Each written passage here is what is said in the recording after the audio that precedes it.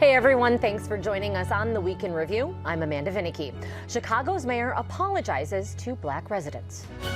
The very institutions in which we represent today have harmed black people. Mayor Brandon Johnson gets the ball rolling on reparations. So they stay in America, but in the shadows, living in constant fear of deportation without the ability to legally work. President Biden moves to protect dreamers and longtime undocumented immigrants married to U.S. citizens. I have traveled all around our state to help our fellow Republicans rescue Illinois from the leftist Governor Pritzker. Instead of defeating Democrats, Illinois Republicans seem intent on fighting each other. Less than a month out from the Republican National Convention in Milwaukee. The former president says he'll be there, not Chicago, during the RNC. Probably they think because they have a hotel there, have a beautiful hotel there, beauty, as good as it gets, but I'm staying here. Breaking onto the school scene, the contest for a seat on Chicago's first ever elected school board begins. And the U.S. Supreme Court's latest opinion could bring more protections to Illinois domestic violence victims. And now to our Week in Review panel. Promise, they're as good as it gets. Joining us are Brandon Pope from WCIU, Rima Amin from Chalk Beach, Chicago, Jake Sheridan from the Chicago Tribune, and Hannah Meisel from Capital News, Illinois. Now let's get to it. Hannah, going to you. The Illinois Republican Party is in chaos. The chairman of the state party, that is, Don Tracy, quitting. Now, this is just weeks ahead of really the biggest event ever for Republicans, the National Convention. Just weeks away. So what is going on? Why is he stepping down? This is not a huge surprise. You know, perhaps the timing, definitely, you wouldn't necessarily want chaos just weeks before having to have a show of unity. But, you know, Don Tracy, he's been head of the state party for 3.5 years now, and it has not been a smooth 3 years. You know, basically, he is just not the person that the hardliner conservatives who have gained power within the state party wanted. And, you know, 2022, that election cycle, his first at the helm, not a very good one for Republicans in Illinois.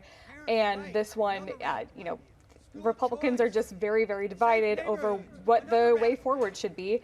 And as I said, more hardliners gaining power within the party, and they want people who are not pragmatic. They want people who pass the purity test and people who are willing to be the happy warriors in this culture war. What is the purity test? Is it, do you back President Donald Trump? What is it? I mean, it's that and more, though. You know, it's, have you ever... You know, Jeannie Ives, who, you know, remember back in 2018. Conservative firebrand. Yes. She ran to be Illinois' nominee for governor and then narrowly defeated by Bruce Rauner, who went on to lose to Pritzker. Right. You know, she had maybe thrown in her hat in the ring to become the new chair. And some of these folks on the right are saying, well, she had a picture with Bruce Rauner back in 2018, mere months before. And it's just like. And that was too much. Yes. And so Mark Shaw, who he had. Also, he had attempted to be the state party chair back in 2018 and narrowly lost, and as kind of a consolation, he was given vice chair. Earlier this week, the State Central Committee kicked him out of that position, even though he's also on the State Central Committee. So I remember when he was extremely conservative, and now he's just not you know, in line with what these people want. So really an entire shift. Now, what does this mean, Brandon, for... I'm not going to we'll ask Hannah if you think about what it means for the Illinois Republican Party. I want to know what this means for the rest of Illinois. Does it matter? I think ultimately it does a little bit for those who, you know, want to have conservative voices or are passionate about conservative voices having a place. If the party that's, you know, in charge of making sure that Republicans have a chance in a very blue state can get their house in order, then the candidates you want to see may not be there for you when you go to the ballot. And so that's ultimately the impact on the voters. Really sort of solidifying this one-party rule? Yeah. Is that your expectation? I think it definitely solidifies the one-party rule. And we're seeing the Democratic Party of Illinois celebrating and saying, hey, look at these guys. They're not unified. We are. Yeah, what did you make of that? Really, the Illinois Democrats were like euphoric over this, and in a statement said that they don't expect the new leadership to change the anti-choice, anti-worker, pro-Trump policies, that is, but they, quote, wish the best of luck to the inevitable MAGA extremists who will succeed Don Tracy as chair.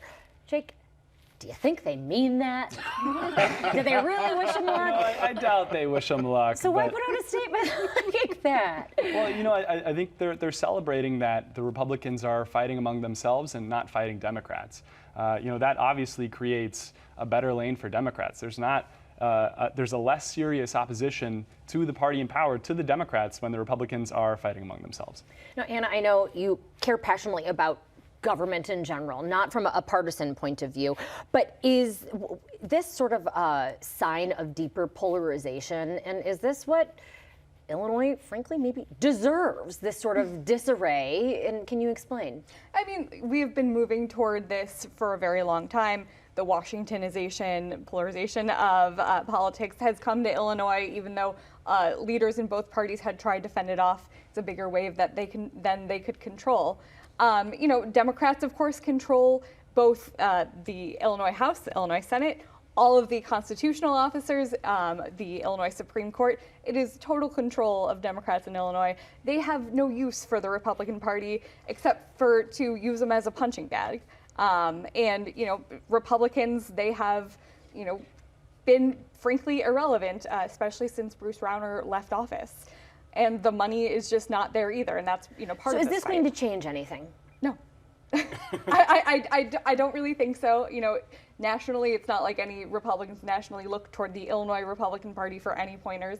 Whoever gets in to replace Don Tracy, I would imagine a more conservative voice. They'll maybe amp up their attacks, but in terms of money, in terms of support, in terms of winning any seats, I don't see that happening. I think it just deepens the crater, really. I mean, you look at places like DuPage County, which used to reliably be Republican strongholds, and ever since 2008, now the Republican Party there has shrunk to where there's only one GOP representative on their city or county board. So the reality on the ground is you're going to have less Republican representation because a move farther to the right in a blue state like Illinois isn't going to help those politicians float to the top and win any elected races. And now, speaking of the Republican National Convention, again, this chaos comes really at, one might think, maybe in an opportune time. Maybe it's great. You can sort of crystallize the new leadership ahead of the convention.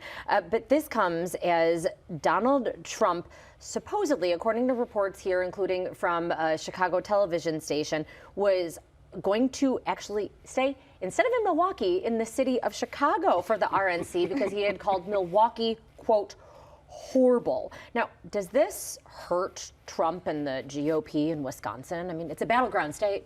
Rima?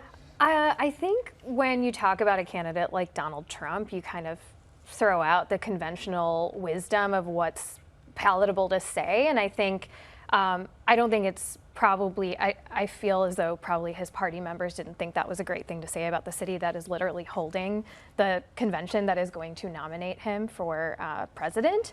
But I also, I think that he kind of flies by the seat of his pants, and people, and it's what people appreciate. People appreciate that. He has a whole voter base that appreciates that, and I think that's kind of expected. It's part of the challenge for him, though, is Trump has a base, a fervent base, but it's fixed. And so the problem he has electorally is he needs to grow that base. Comments like that in a battleground state like Wisconsin, it kind of limits you a little bit for those independents out there who may have been considering that, and they maybe live in Milwaukee or the suburbs there, and they're thinking, wow, you think that bad about my community I care about? Why are you even here? Yeah, it's been interesting to watch his delegates kind of scramble to explain what he meant when he called the city horrible. There's been a bunch of different explanations, but yeah. Yeah, I mean, I know in Chicago we get hyper offended when anybody disses Chicago, right? In some ways, this is a compliment from Donald Trump about our city. But also, Chicago has been one of his favorite punching bags over the years too, and so I thought. But now he loves us. Well, summertime shy. At least to stay. Summertime shy. I think he tried to have a rally many years ago during his first run for president, and the protests got so bad that he actually, I believe, he canceled the rally downtown. This is the city that chased him off. The one city that did it. Yeah. So. Well, we are gearing up for coverage of all of that, the Illinois Republican Party, former President Trump's campaign and all of that. But let's turn instead to city politics, because we have sort of a new form of running for office that is being pushed by Alderman Matt Martin of the 47th Ward. And Jake, this is wanting to use taxpayer money to actually run for a seat on the city council. Why is he pushing this now? Yeah, so this is an idea from Matt Martin to try to take some of the wealthy donors who affect politics all across our country out of Chicago politics to some extent, to give more power, in theory, to everyday voters by allowing politicians running for the city council to rely less on those donations. What it would do is it would allow aldermanic candidates to opt into a program where, if they qualify by raising enough money from at least 60 donors in their ward, 100 donors, a total of 17,000, they could get up to $200,000 more dollars from the city based on how much more they raise. And that would, Matt Martin says, allow aldermanic candidates to go door to door, to spend more time talking with voters, trying to get those small donations, instead of trying to go to business leaders or even unions to try to get bigger checks. Hannah, what do you see this doing? Do you believe that you would be able to really bypass some of the more entrenched big money interests if you were able to have candidates receive taxpayer money? Worry less about that. Well, it's certainly an interesting idea. I think we've also heard about this idea in Springfield over the years too, not that it's ever gone anywhere. You know, the idea that you are more accountable to the voters if you're not, receiving and relying on big money. But, I'm not sure that it's going to go anywhere. I think in Jake's story, he illustrated the high barrier that it would have to cross. And why is that, Jake? Well, it was DNP'd. So this passed in committee, but it's now been stalled. The mayor hasn't really. Oh, my bad. I was talking about the wrong piece of legislation there. It's been sent to the Rules Committee, so it was stalled in that way. But and it's going to be a challenge to gain aldermanic support. I was going to say it's stalled when you look at sort of just the process, but behind that, why is it stalled? Well, there's been some pushback to an extent from. There's been some infighting between Mayor Johnson and Alderman Matt Martin. There was they've even though this is Mayor Johnson picked Martin as chair of the ethics committee, you would think this would be something that they'd have spoken about. He's a progressive mayor. Yeah, and to Johnson's credit, he has shown support on the campaign trail for public financing of campaigns. But Martin and Johnson have gone back and forth a bit over another piece of legislation from Martin that would codify an executive order from Ron Emanuel that would block lobbyist donations to mayoral candidates. Johnson has pushed back against that effort, and it's also been stalled. Why not? That seems like just a sort of good government thing that folks like to hear on the campaign trail and that we've often heard from candidates, right? Yeah.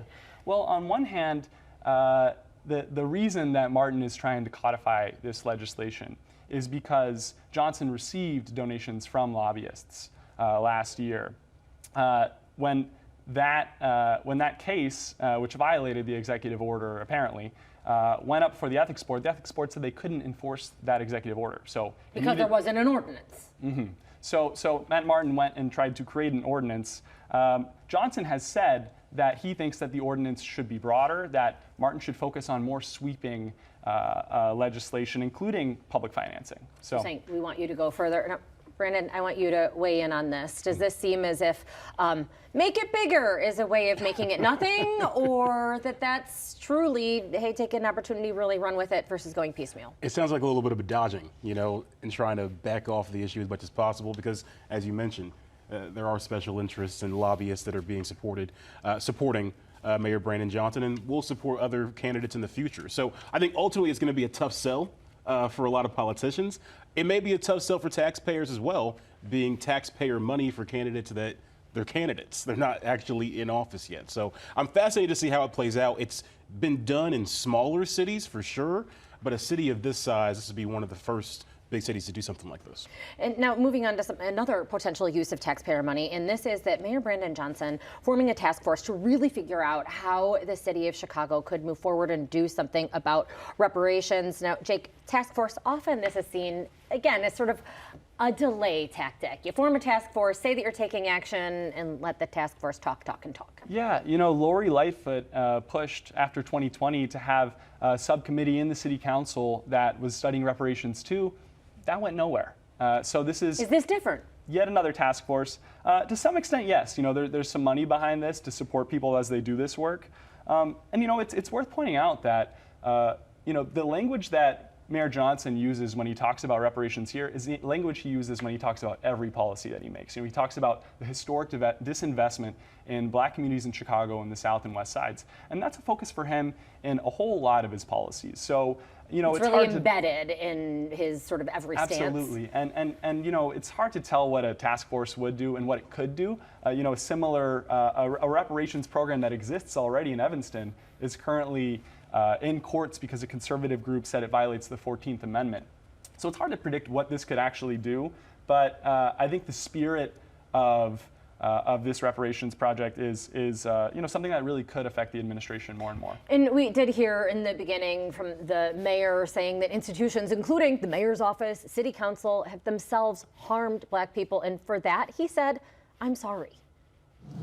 And so on behalf of the city of Chicago,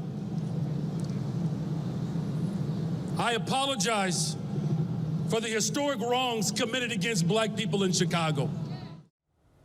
Brandon, is that meaningful to hear that from the mayor? I think it is meaningful to hear. I think with the reparations discussion, I'm always fascinated when city municipalities take on the issue, when really it probably should be more of a federal issue, because when it comes to chattel slavery, that is a deeply American crisis, not just one that one city or another is responsible for.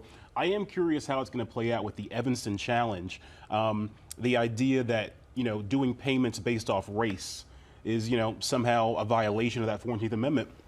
And I'm also curious what framework this reparations would look like. You may recall the Evanston one was more targeted toward housing and helping with mortgages. So it may not be direct cash payouts. There may be other ways that you can have reparations and support for black Chicagoans, but how do you actually deem who qualifies for that? Is there going to be genealogy tests? Like, those are the big questions. Redlining. That's what this task force really has to get down. And I do admire the fact that it looks like this task force has a framework that's realistic to try to actually make public results. And meanwhile, Illinois getting going on a reparations commission as well, but waiting a month for that. Now, we don't know what is going to go forward with reparations, but change for sure coming to Chicago, in the sense that for the first time ever, an elected school board, at least partial, is on the horizon. So Rima, I turn to you. You were at the Board of Elections voting site early this week when hopeful candidates lined up stacks of papers to file their petitions. What was your impression of the candidates that you spoke to? Yeah, so it was my first time covering that kind of petition day in Chicago. So it was very interesting. There were 21 candidates who eventually filed on Monday their paperwork. Now, this is paperwork that's required to get on the ballot for November 5th. They need at least 1,000 signatures, but no more than 3,000 from the districts that they're running in, from registered voters. People in line were excited generally. You had a ton of first-time candidates. One person stuck out, Grammy-winning songwriter and rapper Rhymefest, who has run for alderman before. But besides that, there were a lot of first-timers. They were there with their family members. They were there with campaign staffers, with stacks of documents and just ready to file. It is work to run. But absolutely. What issues did they say that they really want to get on the board to try to address? Yeah, it was a huge range. I feel like the common thing I heard was funding. Right now, CPS is facing a almost $400 million funding deficit. They've also changed how they're funding schools, so lots of people brought that issue up. I think people just want to boost academic achievement too, is something I heard a lot. And how big of a deal, Jake, is moving to an elected school board? Again, this is right now only partial, so mayoral control remains. Mm-hmm. Yeah, mayoral control remains, and that's a huge deal, but it's going to be really interesting to see what the actual school board looks like. Who controls the power there? And eventually, when it's a 21-person board all voted, who's backing candidates and who's winning elections? It'll be really interesting to see if it's the Chicago Teachers Union, if it's school choice advocates, who wins there. Both, and we'll just see how much money. That's my guess. Yeah. Now, new out today, the U.S. Supreme Court has a decision that allows laws that would keep guns out of the hands, Hannah, of alleged domestic abusers. Now, this comes as advocates in Illinois have been pressing for legislation that would really do just that. So, is this likely to change things? This new ruling, is this likely to change things in our state? It definitely adds a lot more oomph to the folks who have been pushing this. This dates back to last spring, and then tragically last summer, there was this horrible death of this woman, Karina Gonzalez, in Little Village, and her teenage daughter, Daniela. And so the bill was killed, by the way, or murdered allegedly yes. by an individual who she had an order of protection against, but still had a gun. Exactly. And so the bill, it had failed last spring in the legislature, and it was dubbed Karina's bill in her honor. There was a big push before legislators went back to Springfield in October for veto session. Didn't happen. There wasn't a ton on it this spring because in the meantime, this U.S. Supreme Court case was taken up, and so people have been kind of waiting to see what the court had said. And so, but as you said, 8-1 ruling today saying that, taking away guns from folks with domestic violence or protection against them does not violate the Second Amendment. So, we saw some statements out today from the folks who have been backing this, who have been pushing for this. And I definitely think that there's going to be yet another big push before lawmakers go back to Springfield after the election in November. We'll be able to use this as a reason for not passing that law now that the ruling is out. Now, also out of Washington, President Joe Biden issuing an executive order that potentially offers a pathway to citizenship for really hundreds of thousands of immigrants who've lived here for at least 10 years and are married to a U.S. citizen. Now, Rima, what prompted the president to do this now? I think that there's been a lot of concern about families who, we have many people from the southern border coming in to big cities in the United States. And I think there's been some concern about what kinds of protections can there be for folks who have kind of settled down here, made this their home. And he recently issued, he's working towards securing the border more so and earned a fair amount of the opposite side of this that? Is the opposite. So I think it might be a bit of a response to that backlash. That's me speculating a little bit, but I think that it stands to have a lot of impact in Chicago too. A lot of impact in Chicago. How, Brandon?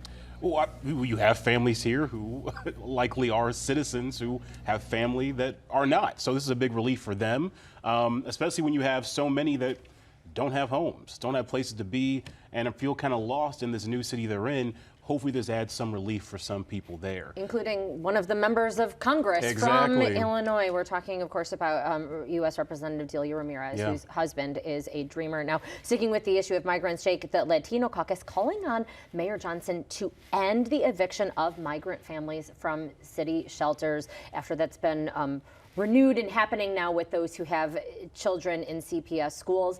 Did this push by the Latino caucus change anything? It might have actually. It's hard to tell so far, but the mayor's administration did tell me that they want to reverse this policy. They do want to, as long as there is capacity in shelters. And keep in mind, with shelters so much lower now, there are over 4,000 beds available right now. So as long as there's capacity. Then why have people been moving out if there are beds? Is it just the shelters that they're in?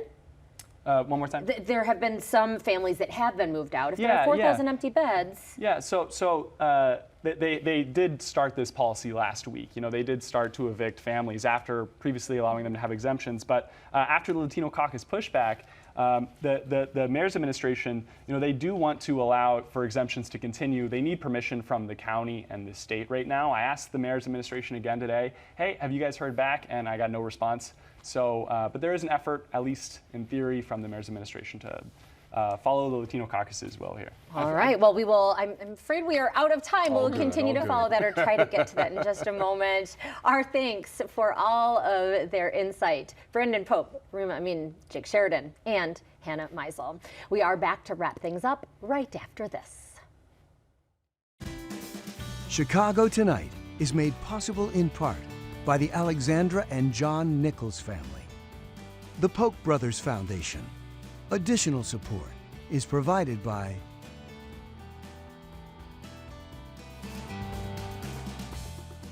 Tonight's presentation of Chicago Tonight, Week in Review, is made possible in part by Ann and Rich Carr, Francine and Dr. Anthony Brown, and the Mollenhauer Progressive Philanthropic Fund, in honor of Ida Mollenhauer, supporting quality journalism.